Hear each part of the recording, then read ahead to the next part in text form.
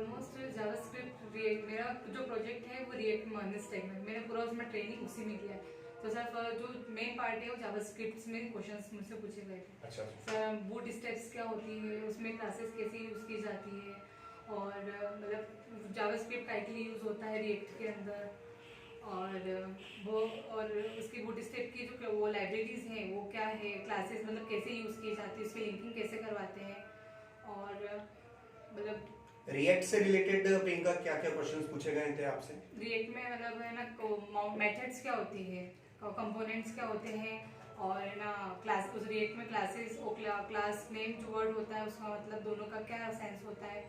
और सो रिएक्ट के अंदर वीडियोस के अंदर मैंने आपको जब मंस्टैक क्रड ऑपरेशन वाला प्लेलिस्ट आप देखेंगे तो उस समय प्रियंका जस्ट पीछे, जब मैं वीडियो बनाते रहता हूं तब प्रियंका और महिमा और दूसरे जो स्टूडेंट्स होते हैं वो पीछे बैठ के देखते रहते हैं कि सर क्या कर रहे हैं। तो डेफिनेटली बेसिकली वो वीडियोस को फॉलो करते हैं, प्रैक्टिकल करते हैं।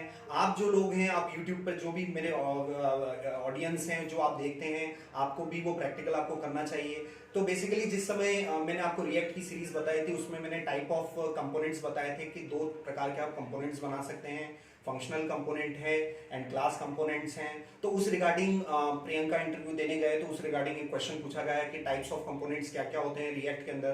तो प्रियंका ने उसका जवाब दिया कि 2 टाइप के कंपोनेंट्स होते हैं, एक तो आपका क्लास कंपोनेंट होता है, फंक्शनल कंपोनेंट्स होता है। तो जब भी आप किसी first time as a fresher किसी कंपनी में जाते हैं तो जो कंपनी आपका इंटरव्यू ले रहे हैं वो बहुत ज्यादा कुछ डिटेल में नहीं पूछते हैं आपसे, सिर्फ टेक्नोलॉजी की बेसिक अंडरस्टैंडिंग वो सारी चीजें आपसे पूछते हैं। तो डेफिनेटली जो है आपको जो प्रिपरेशन करनी चाहिए वो किसी भी टेक्नोलॉजी पे आप वर्क करें, प्रोजेक्ट्स बनाएं, मगर जो फाउंडेशन है, जो टेक्नोलॉजी की जो बेसिक समझ है वो बहुत अच्छी तरीके से बेसिक लेवल पर बहुत अच्छी तरीके से होना चाहिए।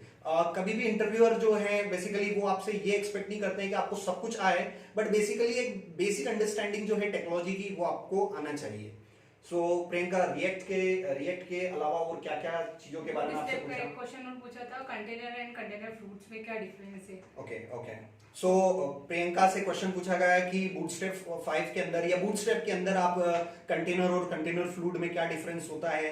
तो डेफिनेटली अगर आपने अमेजोन की प्लेलिस्ट देखी होगी तो वहां पर मैंने बूटस्ट्रैप 5 का मैंने पूरा ग्रिड सिस्टम बता रखा है, हर एक चीजें मैंने आपको एक्सप्लेन करके बता रखी है, और वो सारी चीजें जो सिखाई गई हैं वही आज प्रियंका से पूछा गया है, और आज प्रियंका ने बिल्कुल कॉन्फिडेंटली हर इंटरव्यू का क्वेश्चंस का जवाब दिया है। सो यहाँ पर ओके लैब्स में जो आपको ट्रेनिंग दी जाती है वो सिर्फ वो ही आपको पढ़ाया जाता है जो आप कंपनी में जाएंगे, और जिस प्रकार के आपको जो बेसिकली इन क्वेश्चंस पूछे जाते हैं या जिस टाइप के प्रोजेक्ट्स आते हैं, practical knowledge. Okay labs is all about practical knowledge. हम थ्योरेटिकल नॉलेज की बात नहीं करेंगे, हम प्रैक्टिकल नॉलेज की बात करेंगे। हर एक वीडियो के अंदर मैं आपको प्रैक्टिकल ही बिल्कुल बेसिक लेवल से मैं बताता हूं। कुछ फॉलोअर्स ऐसे हैं कि जो डेफिनेटली कमेंट्स में अब बोलते हैं कि ऐसा है वैसा है, बट हम नहीं जानते हैं। हमारा ये मेन मोटो है कि बिल्कुल बेसिक अंडरस्टैंडिंग टेक्नोलॉजी से एक बिल्कुल सिंपल भाषा में अच्छी तरीके से कॉन्सेप्ट को एक्सप्लेन किया जाए। और अच्छी बात है कि मेरी जो बैच है उनमें से सारे ही बच्चे कंपनीज में प्लेस हो जाते हैं। तो कहीं ना कहीं जो ओके लैब्स में हम जो ट्रेनिंग देते हैं वो अच्छी ट्रेनिंग देते हैं, बच्चों को समझ में आता है और बच्चे कंपनीज में प्लेस होके चले जाते हैं। तो डेफिनेटली आप भी अगर यूट्यूब पे अगर फॉलो कर रहे हैं तो आप उन कॉन्सेप्ट को देखें, पढ़ें, समझें, और डेफिनेटली आपका भी सिलेक्शन किसी न किसी कंपनी में, बहुत सारी कंपनीज हैं, बहुत सारी टेक्नोलॉजीज हैं, उनमें आपका सिलेक्शन हो सकता है। तो प्रियंका और क्या क्या आपसे पूछा गया? क्वेश्चन और था जो वेरिएबल अपन डिक्लेयर करते हैं, लेट, कॉन्स्ट और वार के थ्रू, उन तीनों में मतलब डिफरेंस क्या रहता है? ठीक है, एक क्वेश्चन और प्रियंका से पूछा गया कंपनी में कि what is the difference between let, var and const. So ये क्वेश्चंस आपको जरूर प्रिपेयर करना चाहिए कि अगर जावास्क्रिप्ट एज अ डेवलपर आप जा रहे हैं कंपनीज में, so let, var and const में क्या डिफरेंस होता है। जनरली ये तो वेरिएबल्स बनाने के काम ही आते हैं, बट इसका एक डिफरेंस होता है, वो हो सकता है मैं नेक्स्ट वीडियो में जब भी मैं बनाऊंगा तो वो चीजों को मैं एक्सप्लेन करके आपको बताऊंगा। बट आप कंपनीज में जाते हैं तो आपको हर एक छोटी छोटी चीजें पूछी जाती हैं। कभी भी वो आपसे एक्सपेक्ट नहीं करते हैं कि आपने पूरा प्रोजेक्ट बना रखा है, वो इतना एज अ फ्रेशर आपसे एक्सपेक्ट करते हैं कि आपको जो बेसिक कॉन्सेप्ट है प्रोग्रामिंग के, कोडिंग के, या पर्टिकुलर जिस टेक्नोलॉजी का आप इंटरव्यू देने जा रहे हैं उसके लिए आपकी कितनी अंडरस्टैंडिंग है, आपको कितना आता है। ठीक है प्रियंका। हुक्स का पूछा था कि यूज इफेक्ट मतलब काहे के लिए यूज होता है और मतलब क्या चीज है ये। सो रिएक्ट के अंदर हुक्स मैंने आपको बताए हैं, Amazon की प्लेलिस्ट आप देखिए, डेफिनेटली हुक्स मैंने बता रखा है। तो हुक्स में प्रियंका से इंटरव्यू के दौरान यूज इफेक्ट्स के बारे में पूछ लिया। अब यूज इफेक्ट्स एक हुक है, बेसिकली यूज पैराम्स हैं।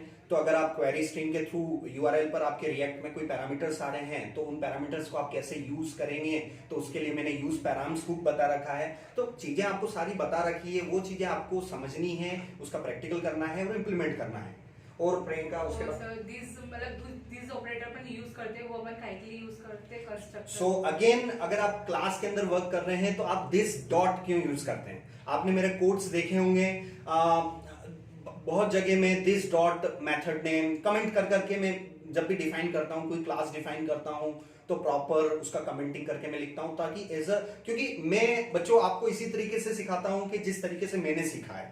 मैंने कैसे सीखा है, मैं कॉन्सेप्ट को बिल्कुल बेसिक वे में से समझता हूं, कॉन्सेप्ट को याद रखने की टेक्निक्स वहां पर कोडिंग में किस तरीके से हम उनको याद रख सकते हैं और चीजों को रिकॉल करते हैं। मेरे हर एक वीडियो में आप पिछले वाले वीडियो के कॉन्सेप्ट मर्ज होते हैं। ऐसा नहीं है कि हर वीडियो नया होता है, जो भी वीडियो हम फॉलो करते हैं उसके अंदर वो जो है पुराने कॉन्सेप्ट भी जो हमने पढ़े हुए आते हैं वो रिकॉल होते रहते हैं। तो अभी जो है यूज पैराम्स के बारे में हमसे पूछा, यूज इफेक्ट्स हुक्स के बारे में पूछा, डेफिनेटली। और एक क्वेश्चन होता है रिडक्स के। Redux, yes. अगर आप जो हैं, अगर आप जावास्क्रिप्ट फ्रेमवर्क टेक्नोलॉजीज में जाना चाहते हैं, Priyanka as a software company as a junior software engineer appoint हो चुकी हैं आज, तो डेफिनेटली जो प्रियंका ने जो टेक्नोलॉजी चूज किया है वो जावास्क्रिप्ट और जो स्पा एप्लीकेशन है, सिंगल पेज एप्लीकेशन, वो वाला टेक्नोलॉजी प्रियंका ने चूज किया। प्रियंका की ट्रेनिंग भी उसी में हुई है। तो अगर आप जावास्क्रिप्ट बेस्ड किसी टेक्नोलॉजीज में जा रहे हैं, चाहे आप रिएक्ट में चले जाएं या आप Vue.js में चले जाएं या आप एंगुलर में चले जाएं, आपका जावास्क्रिप्ट का जो फाउंडेशन है बहुत सॉलिड होना चाहिए और वो वही आपको आगे जो है स्पा एप्लीकेशंस में डेफिनेटली बेनिफिट आपको करेगा।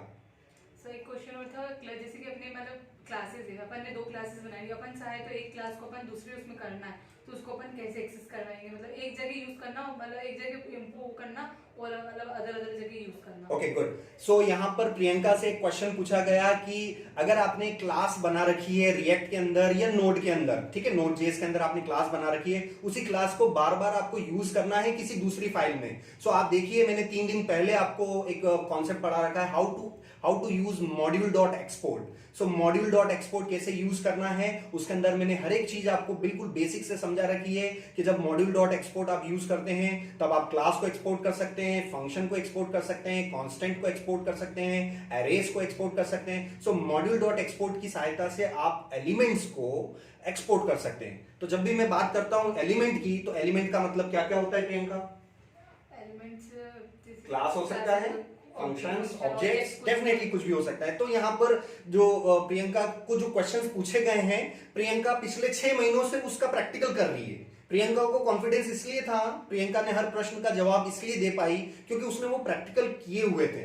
और सबसे अच्छी बात प्रियंका ने ये रही कि प्रियंका ने पूरा टाइम, उनका 1 घंटा जो इंटरव्यू था, पूरा 1 घंटा उन्होंने बहुत इंजॉय इसलिए किया क्योंकि उनको सारी चीजें आती थी, उन्होंने प्रैक्टिकल कर रखा था। तो मैं भी आपसे यही एक्सपेक्ट करता हूं कि आप प्रैक्टिकल करें, कॉन्सेप्ट को आप देखें, समझें, और डेफिनेटली चीजों को बेसिक से समझने का अलग ही बात होती है। और जब भी आप कोई प्रोजेक्ट फ्रॉम स्क्रैच बनाते हैं, सो प्रियंका ने जो ट्रेनिंग ली है वो फुल स्टैक डेवलपर की ली हुई है। फुल स्टैक डेवलपर का मतलब हो गया कि आप फ्रंट एंड भी आप ही संभाल रहे हैं, बैक एंड भी आप ही संभाल रहे हैं, एपीआईज भी आप ही संभाल रहे हैं। तो आपकी जो सैलरी अपॉइंटमेंट होता है वो बहुत ज्यादा होता है। तो बहुत बार कंपनीज में क्या होता है, आप सिर्फ बैकएंड डेवलपर चले जाते हैं, आपका काम सिर्फ इतना ही है कि आप एपीआईज बनाओ और बैकएंड का लॉजिक्स लिखो और ठीक है। फ्रंट एंड में क्या हो रहा है आपको पता ही नहीं है। क्यों? क्योंकि आपको न तो बूटस्ट्रैप के बारे में पता है, HTML CSS क्या चीजें हो रही हैं, रिएक्ट का नहीं पता होता है। तो कई बार क्या चीजें होती हैं कि आप थोड़ा बहुत सीख के जाते हैं तो वो आपके लिए डिसएडवांटेजेस है कि अगर आप फुल स्टैक में आप आएंगे तो डेफिनेटली हर एक चीज पर आपको मेहनत करना पड़ेगा। अभी फ्रंट एंड में Amazon की जो मैंने सीरीज बनाई है, 60 वीडियोस बनाए, आप में से बहुत सारे स्टूडेंट्स बोल रहे होंगे कि सर 60 के बाद आपने क्यों नहीं बनाए, मगर मैं ईमानदारी से कह रहा हूं कि 60 वीडियो अगर जिस दिन आपने फॉलो कर लिए हर एक चीज में, तो लाइफ में आपको दूसरा कोई व्यक्ति नहीं होगा जो आपको फ्रंट एंड में टक्कर दे सकता है। तो मेरे कहने का मतलब है कि अगर आपने 60 वीडियो अगर वो फॉलो कर लिए अमेजोन के, तो डेफिनेटली आपका फ्रंट एंड इतना अच्छा हो जाएगा, जिसमें आपका बूटस्ट्रैप 5 हो गया, आपका रिएक्ट हो गया, और आप अगर 60 वीडियो आपने फॉलो कर लिए तो जो अमेजोन के दूसरे जो पेजेस हैं क्या हैं हमने बनाए हुए हैं, तो डेफिनेटली आप बना लोगे।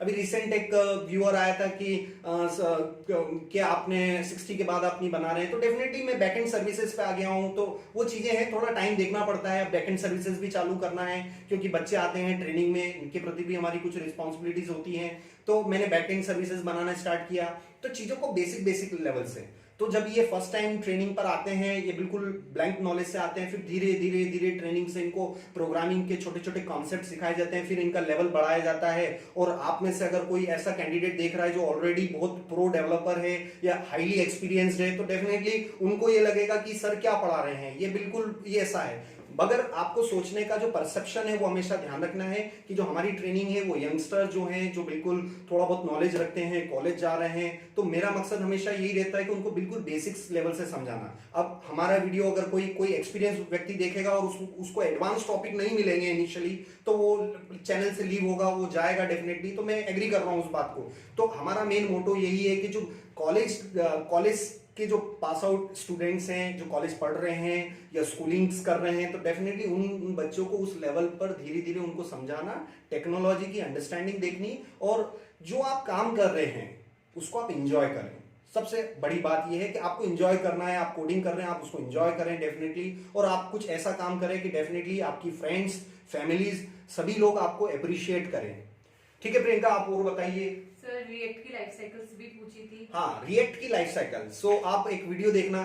आई थिंक कृष्णा है और भी बहुत सारे मेरे स्टूडेंट हैं, तौसीफ है, कृष्णा है, ये कुछ स्टूडेंट्स हैं जो रिसेंटली कम्युनिकेट करते रहते हैं, सपोर्ट लेते रहते हैं, और मैं सपोर्ट उनको देता भी हूँ।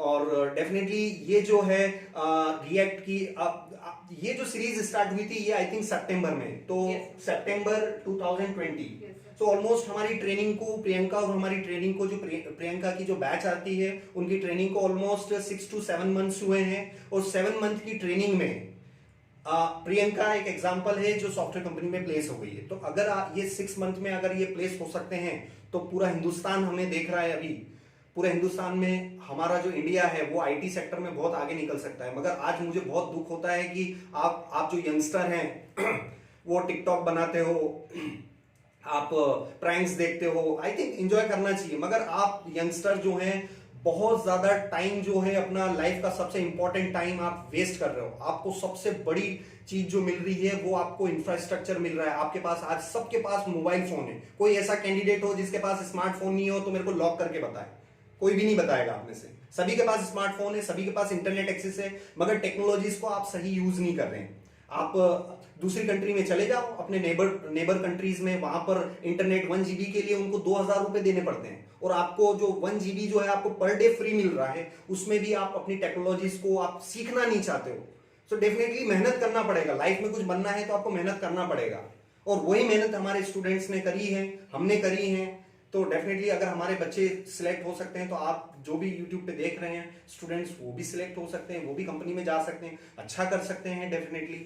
और मुझे बहुत खुशी होगी कि मेरे वीडियोस यंगस्टर तक पहुंच रहे हैं और वो उससे उनको कुछ बेनिफिट मिल रहा है, तो डेफिनेटली मुझे बहुत अच्छा लगेगा। कहीं ना कहीं इंडिया जो है आईटी सेक्टर में आगे बढ़ेगा डेफिनेटली। आप एक लोग भी मिलके, पूरा हिंदुस्तान भी अगर इन वीडियोस को देखता है, आगे करता है, और ये वीडियोस प्रो के लिए नहीं है, मतलब प्रोफेशनल डेवलपर्स के लिए नहीं, जिनके लिए बहुत कुछ उनको आता है और वो एडवांस कंटेंट के लिए मेरे चैनल पे आ रहे हैं, तो वो इतना नहीं है। मेरे जो भी चैनल स्टार्ट होंगे वो बिल्कुल बेसिक लेवल से होंगे, चीजों को फाउंडेशंस होंगी। अगर बच्चे की बैच कंटिन्यू रही, जैसे प्रियंका का होगी, इनकी बैच कंटिन्यू रही, तो डेफिनेटली हम धीरे धीरे एडवांस लेवल्स पर हम जा रहे हैं और सारी चीजें हम कवर करेंगे। और बताएं प्रियंका। मैप मेथड, सो रिएक्ट, अच्छा मैं पिछला तो मैं बताना भूल ही गया। प्रियंका ने बोला कि रिएक्ट की लाइफ साइकिल, सो रिएक्ट की प्लेलिस्ट है, उसमें लाइफ साइकिल्स बता रखी है मैंने। कंपोनेंट डिड माउंट मेथड है, कंपोनेंट ऑन लोड मेथड। सो ऐसी 4-5 लाइफ साइकिल्स होती हैं कि जब भी आपका रिएक्ट का कंपोनेंट व्यू पे लोड होता है, तब डॉम रेंडर होता है, तो लोड होने से पहले कौन सी इवेंट ट्रिगर होती है, लोड होने के बाद component did mount method trigger होती है। 4-5 मैंने लाइफ साइकिल मेथड्स बता रखी हैं। वही लाइफ साइकिल मेथड जो हैं क्वेश्चंस में प्रियंका से पूछे गए हैं। सो जब भी आप कोई भी टेक्नोलॉजी आप पढ़ें उसको बहुत अच्छी तरीके से आपको करना चाहिए। सो रिएक्ट लाइफ साइकिल के अलावा प्रियंका आपने क्या बोला अभी? Sir map method. So JavaScript की एक मेथड होती है map method, map and filter method. So map method क्या काम करती है ये इंटरव्यू में पूछा गया है। सो मैप मेथड बेसिकली आपको एक अरे क्रिएट करके नया अरे रिटर्न कर देती है। आप एक अरे सप्लाई करो और किसी कंडीशन के बेसिस पर आप नया अरे जो है आप रिटर्न करवा सकते हैं। तो उसका अगर आपने वीडियो नहीं देखा है तो हाउ टू वाले प्लेलिस्ट पे जाके आप देखिएगा, मैप वाला जो है मैंने एक वीडियो बना रखा है, उस वीडियो को जरूर आप देखिएगा। सर एक गिटहब का क्वेश्चन भी था कि मतलब आप ऑथर है और एक मतलब कोलैबोरेटर कोलैबोरेट है। करना है, हाँ, तो आप कैसे करेंगे? मतलब ठीक है। स्विच करना है तो अपन ठीक है। कैसे, मतलब ठीक उसकी ब्रांच पे ना हो। अच्छा, ब्रांच पे ना हो। हाँ, तो yes। देखिए तो दोस्तों, उसकी command। आज सॉफ्टवेयर कंपनी थॉटविन एक सॉफ्टवेयर कंपनी, बहुत अच्छी कंपनी है, प्रोफेशनल काम होता है डेफिनेटली। उस कंपनी ने आज पूछा प्रियंका से कि गिट में आप एज अ कोलैबोरेटर आपको जंप करना है। सो अगेन GIT गिट, अगर गिट की ट्रेनिंग नहीं ली तो आप सॉफ्टवेयर डेवलपमेंट में नहीं है। पहली बात नोट डाउन करके रख लेना। अगर आप कोडिंग कर रहे हैं, चाहे डिजाइनिंग करो, चाहे डेवलपमेंट करो, चाहे जावा करो, चाहे .NET करो, पाइथन करो, कुछ भी करो, अगर आप सॉफ्टवेयर में हैं और आपको गिट का नॉलेज नहीं है तो डेफिनेटली बहुत बहुत गलत बात है। सो सबसे पहली चीज है कि आपको गिट का नॉलेज होना बहुत जरूरी है। आप अपना सारा सोर्स कोड जो है गिट पर मैनेज करें, और गिट पर मैनेज करने के लिए कमांड्स होती हैं कुछ, उनको याद करना पड़ेगा। आप मेरी वीडियोस फॉलो करना, हर वीडियो के अंदर लास्ट में उन जितना भी मैंने काम किया होता है वो मैं गिट पर अपलोड करता हूँ ताकि उनके कॉमिक्स में रिट्रीव कर सकूँ बाद में। तो डेफिनेटली गिट बहुत अच्छा टूल है। सो प्रियंका से क्वेश्चन पूछा गया है कि अगर आप एक ब्रांच से दूसरे ब्रांच पर जंप करेंगे तो उसके लिए कौन सी कमांड है? उसके लिए कमांड जो है हमारे पास git checkout and branch name. So git checkout and branch name command जो है, इसके थ्रू आप एक ब्रांच से दूसरे ब्रांच पे जंप हो सकते हैं। ये क्वेश्चन प्रियंका से पूछा गया गिट रिलेटेड। अगर आप इंटरव्यू में जा रहे हो और आपसे क्वेश्चन पूछ लिया गिट के बारे में और आपको गिट के बारे में नहीं पता तो अच्छी बात नहीं है। डेफिनेटली आप गिट का जो नॉलेज है वो गिट को जरूर स्टडी करें, बहुत अच्छी चीज है। मैं लाइफ में हमेशा, जब आज से 15 साल पहले, 20 साल पहले जब मुझे गिट का नॉलेज नहीं था तब भी मैं कोडिंग करता था, और आज मुझे दुख है कि उस 15 साल पहले जो कोड में करता था मेरे लर्निंग स्टेजेस में, वो कोड मुझे आज कहीं मिल जाए तो मैं अपने आप को एनालिसिस कर सकूं कि मैं क्या करता था और आज मैं क्या कर रहा हूं। सो डेफिनेटली वो कोड मेरे पास नहीं है, क्योंकि जिस लैपटॉप में मैं काम करता था वो लैपटॉप ही क्रैश हो गया, लैपटॉप का पता नहीं। मगर गिट पे अगर आपने कोई सॉफ्टवेयर को डिप्लॉय कर दिया तो आप 50 साल बाद भी आप बूढ़े भी हो जाओगे, तब आप देखोगे कि मैंने आज से 25 साल पहले ओकेलैब्स पे ट्रेनिंग लिया था और वहां पर मैंने किस दिन क्या काम किया था, सारा रिकॉर्ड जो है आपको गिटहब पे मिल जाएगा। सो गिटहब जो दोस्तों, गिटहब बहुत अच्छा टूल है। आप अपनी जो प्रोजेक्ट हैं, आप अपनी जो रिपोजिटरी हैं, वो आप गिटहब पे बहुत अच्छी तरीके से आप मैनेज कर सकते हैं। सो मुझे सबसे अच्छी बात लगती है कि मेरे सारे प्रोजेक्ट्स गिट पर हैं। जब मैं गिट पे नहीं था तो मुझे बहुत दुख होता है, आज भी मुझे बहुत दुख होता है कि मेरे पहले जो प्रोजेक्ट्स, जो भी मैं काम करता था, वो आज मेरे पास कुछ कोडिंग ही नहीं बचा, कोई प्रोजेक्ट्स ही नहीं बचे, क्योंकि हार्ड डिस्क क्रैश हो गई, हार्ड डिस्क करप्ट हो गई, कभी लैपटॉप घूम गया, कभी क्या हो गया, तो न तो उन हार्डवेयर का पता है न कुछ नहीं है। और आज से 20 साल पहले या 15 साल पहले या 10 साल पहले जो भी मैंने काम किया है, अगर उस दिन मैं गिटहब का अकाउंट बना के मेरे सोर्स कोड को सारा मैनेज कर लेता तो आज मुझे सारा अपना वर्क मिल जाता। तो डेफिनेटली ये है कि आप जो है अपना सोर्स कोड रिपोजिटरी सारा गिटहब पे मैनेज करें। प्रियंका फर्स्ट डे जब आई थी तभी फर्स्ट डे ही मैंने गिट पर रिपोजिटरी बनवाई थी, और जितने भी प्रोजेक्ट्स हैं प्रियंका की रिपोजिटरी पे आप जाना, और उस पे प्रियंका ने जितना भी अभी तक काम कर रखा है, प्रियंका उसको मैनेज करती है गिट पर। सो डेली का जितना भी वर्क इन अपडेट है वो गिट पर आप अपलोड करते रहो। सो कभी भी आपको ये टेंशन नहीं रहेगी कि आपका लैपटॉप चोरी हो गया है, या लैपटॉप खराब हो गया है, या हार्ड डिस्क घूम गई, या पेन ड्राइव में था सर मेरा प्रोजेक्ट और पेन ड्राइव गायब हो गई। तो ऐसा कभी भी आपको टेंशन नहीं होगा। अगर गिट पर है तो आप बिल्कुल टेंशन फ्री आप रहना। और गिट से जो हैकर्स होते हैं, सबसे बड़ा, मैं हैकिंग के ऊपर भी वीडियोस बनाऊंगा, बट मुझे अभी इतना टाइम मिलता नहीं है। तो जो हैकर्स होते हैं वो आपके स्क्रिप्ट में कुछ बैकडोर्स डालते हैं या इंजेक्शंस करते हैं, तो आपके सोर्स कोड में वो मैनिपुलेशन करते हैं। सो गिट एक बहुत अच्छा टूल है। आपके सॉफ्टवेयर में कुछ भी डिटेक्ट होता है तो गिट एनालिसिस कर लेता है। सो गिट की एक कमांड होती है गिट स्टेटस। गिट स्टेटस आप लिखो और आपको ये पता चल जाएगा कि क्या क्या चेंजेस किस किस फाइल में कब हुए, किसने किए, सब कुछ पता चल जाएगा। सो मेरे जितने भी प्रोजेक्ट्स होते हैं वो गिट मैनेज्ड होते हैं। अगर कोई हैकर आता है, कुछ भी एसक्यूएल इंजेक्शन लगाता है या कोई भी सोर्स कोड में मैलिशियस कोड अगर लिखता है, तो मैं गिट स्टेटस कमांड से चेक कर लेता हूं कि किस फाइल में हैकर ने क्या किया है, कैसे किया है, एनालिसिस करते हैं, उसको ठीक करते हैं और ये कोशिश करते हैं कि आगे से वो हैकिंग ना हो। तो गिट जो है आपके लिए सोर्स कोड एनालिसिस का भी काम करता है। ठीक है, और बताइए प्रियंका। और सर जैसे कि आपने मतलब मैंने प्रोजेक्ट बनाया है अभी आपके साथ सर, वो चल रहा है, तो सर उसका रिगार्डिंग क्वेश्चन था, आप बैकएंड में क्या यूज कर रहे हो, कौन सा सर्वर यूज? ठीक है, अच्छा इससे पहले मैं एक और स्किप कर गया, रिडक्स, आई थिंक रिडक्स का। सो रिडक्स के बारे में बात करना मैं भूल गया। अगर आप जावास्क्रिप्ट के किसी भी फ्रेमवर्क पे काम कर रहे हैं, चाहे एंगुलर हो, चाहे रिएक्ट हो, चाहे Vue.js हो, रिडक्स देखना, रिडक्स स्टडी करना कंपलसरी है। रिडक्स है आपका स्टेट मैनेजमेंट, स्टेट कंटेनर है बेसिकली। तो आपकी जो एप्लीकेशन है, आपकी जो जावास्क्रिप्ट की एप्लीकेशन है, उसका जितना भी डाटा है वो आप रिडक्स के अंदर मैनेज कर सकते हैं। सो रिडक्स एक बहुत इंपॉर्टेंट टूल है। रिडक्स के बगैर आप प्रोजेक्ट बना सकते हैं, मगर बहुत दिक्कत आएगी, क्योंकि वो प्रॉप्स एंड कंपोनेंट्स में आपको डाटा भेजना पड़ेगा, आप मैनेज नहीं कर पाएंगे। सो रिडक्स इसी प्रॉब्लम का एक सॉल्यूशन है कि आप डेटा को एक ग्लोबल स्टोर पर, एक स्टोर बनता है रिडक्स के अंदर, उस स्टोर पे आप अपने एप्लीकेशन का थ्रू आउट डाटा आप रख सकते हैं और रिडक्स में आप स्टोर कर सकते हैं। सो रिडक्स का अगर आपने वीडियो नहीं देखा है तो मेरे उसमें प्लेलिस्ट में आप जाके रिडक्स का भी आप प्लेलिस्ट में आप चेक कर सकते हैं। डेफिनेटली मैंने रिडक्स के ऊपर भी बना रखा है। सो एक्शन एंड क्रिएटर के बारे में क्या पूछा था रिडक्स का? सर एक्शन मतलब एक्शन क्या होते हैं, एक्शन क्रिएटर क्या होते हैं? एक्शन एंड एक्शन क्रिएटर, तो ये दो चीजें प्रियंका से पूछी गई थी रिडक्स के अंदर कि एक्शन और एक्शन क्रिएटर क्या होते हैं। अगेन अगर आप पूछोगे सर क्या होता है, तो आई थिंक वापस आप जाइए वीडियोस में, मैंने मंच टैग के लास्ट में आप चले जाना, रिडक्स के मैंने 2-3 वीडियोस बना रखे हैं, हर एक चीज मैंने बहुत एक्सप्लेन तरीके से बता रखी है कि जो रिड्यूसर हैं वो रिड्यूसर कुछ इस प्रकार से फंक्शन होते हैं जो कि पुरानी स्टेट को लेते हैं और नई स्टेट को रिटर्न करते हैं। सो डेफिनेटली हर एक चीज मैंने बहुत डिटेल में, बहुत अच्छी तरीके से, और हर वीडियो में आपको प्रियंका को पीछे बैठे हुए आप देख सकते हैं कि प्रियंका मास्क लगा के बैठती है और वो देखती रहती है। तो आप प्रियंका को भी एनालिसिस कर सकते हैं कि हाँ, जब प्रियंका डेली मॉर्निंग में आके अगर मेहनत कर सकती है, तो वही मॉर्निंग के जो वीडियो हैं 8 बजे जो मैं वीडियो बनाता हूँ, सुबह 7 से मैं 11 बजे ट्रेनिंग देता हूँ, वही वीडियो में लगभग 11, साढ़े 11, 12 बजे मैं वीडियो अपलोड कर देता हूँ। तो आई थिंक आप क्यों नहीं कर सकते हैं उसको? सर एक क्वेश्चन था प्रॉप्स और स्टेट। हाँ, रिएक्ट के अंदर अगर आप प्रॉप्स एंड स्टेट, ये आज का इंटरव्यू सिर्फ रिएक्ट मंस्टैक इस रिगार्डिंग ही है, तो डेफिनेटली उसी रिगार्डिंग हम बात कर रहे हैं। So props and states. So React के अंदर प्रॉप्स क्या होता है और स्टेट्स क्या होते हैं, तो ये हमने बता रखा है आपको, और नहीं पता है तो मैं ओवरव्यू बता देता हूँ। प्रॉप्स जो होते हैं, जो रिएक्ट का जो कंपोनेंट होता है, उसमें जब भी आप एज अ आर्ग्यूमेंट एट्रीब्यूट अगर कोई आर्ग्यूमेंट आप पास करते हैं, तो उसके कंपोनेंट के अंदर उसको आप रिसीव कर सकते हैं।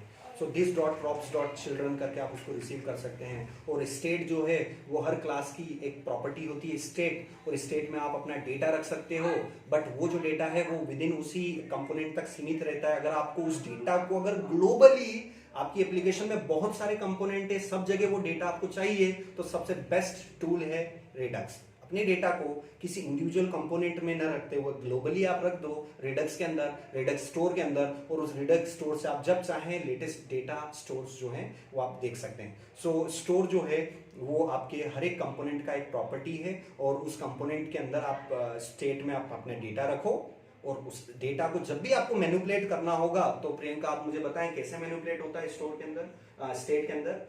सर वो यूज करते हैं property this dot set state. Yes sir. So this dot set state ही वो मेथड है जिसमें आप अपनी स्टेट्स को जो है वो चेंजेस कर सकते हैं। और बताइए प्रियंका। सर और क्वेश्चन सर वो एक क्लास उन्होंने बताया है, मतलब एक क्लास, सपोज एक क्लास है, उसके अंदर 3 मेंबर्स होते हैं, तो जो कंस्ट्रक्टर जो मेंबर होता है, अगर सपोज अपन उसको ना करें, सिर्फ वो प्रॉपर्टी और प्रॉपर्टी डिक्लेयर करें। प्रियंका से ये क्वेश्चंस पूछा गया है कि अगर आपके अंदर एक आपकी रिएक्ट की क्लास के अंदर एक कंस्ट्रक्टर है, तो क्या कंस्ट्रक्टर ऑप्शनल है, लिखना ही पड़ता है कि ऑप्शनल है?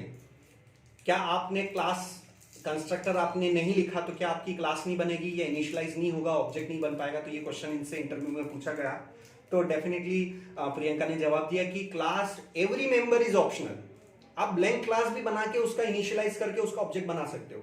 सो आंसर यहां पर है कि क्लास का 3 ही मेंबर होते हैं। ये तो आपका प्रॉपर्टी हो गया, कंस्ट्रक्टर हो गया, मेथड हो गया, तीनों मेंबर ऑप्शनल है और उनको आप नहीं भी ले सकते हो, कोई दिक्कत नहीं। तो प्रियंका से यही पूछा कि क्या हर क्लास के अंदर कंस्ट्रक्टर लेना जरूरी है क्या?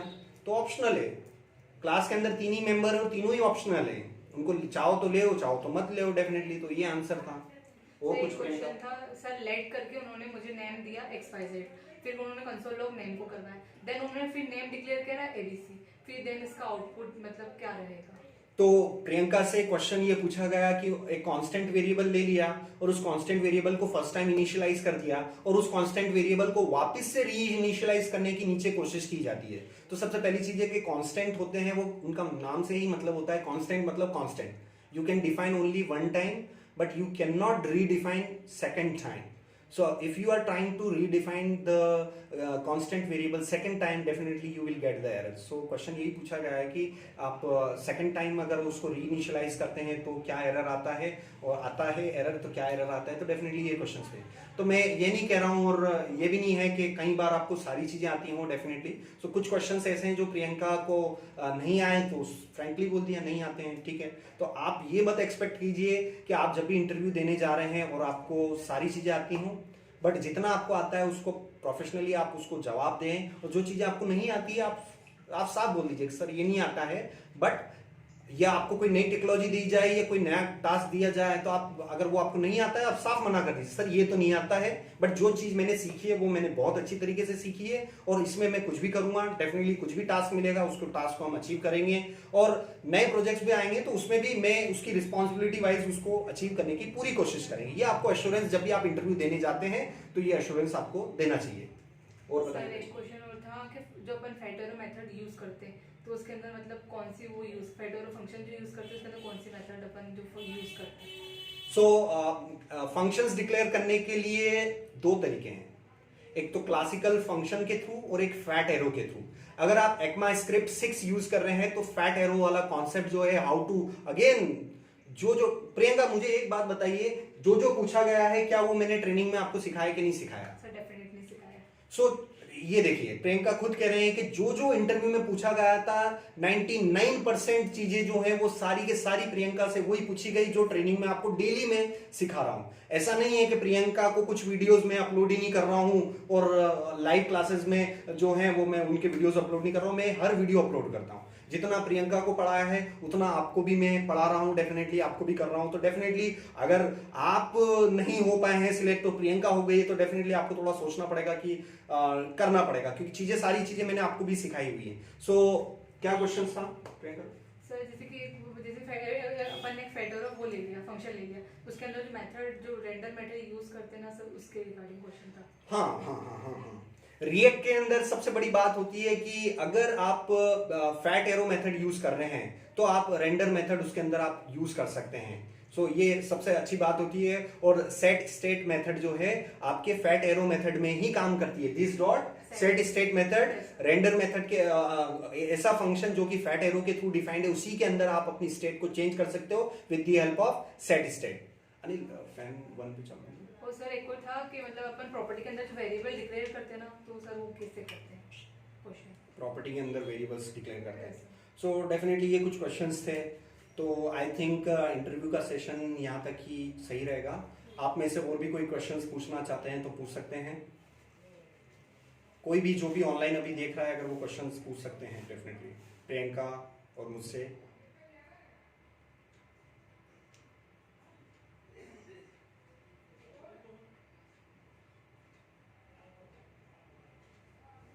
कोई भी ऑनलाइन अगर है, आई थिंक अभी एक ही पर्सन ऑनलाइन है, अगर आप क्वेश्चन पूछना चाहते हैं तो आप पूछ सकते हैं। चैट बॉक्स में आप टाइप करके क्वेश्चंस पूछ सकते हैं कंपनीज के बारे में, रिगार्डिंग टेक्निकल के बारे में, और जो भी आप टेक्नोलॉजी से रिलेटेड आप पूछना चाहते हैं इंक्लूडिंग रिएक्ट, मोनस्टैक, अगर आप कुछ पूछना चाहते हैं तो प्रियंका से आप मुझसे पूछ सकते हैं। Okay, so Priyanka thank you very much आपको इंटरव्यू में आने के लिए, ऑडियंस को बताने के लिए, और मैं एक बार फिर से आपको बहुत कॉन्ग्रेचुलेशन देना चाहता हूँ। आपने ट्रेनिंग पूरा कंप्लीट किया और आप कंपनी में सिलेक्ट हुए हैं। बहुत बहुत आपको कॉन्ग्रेचुलेशन। Thank you.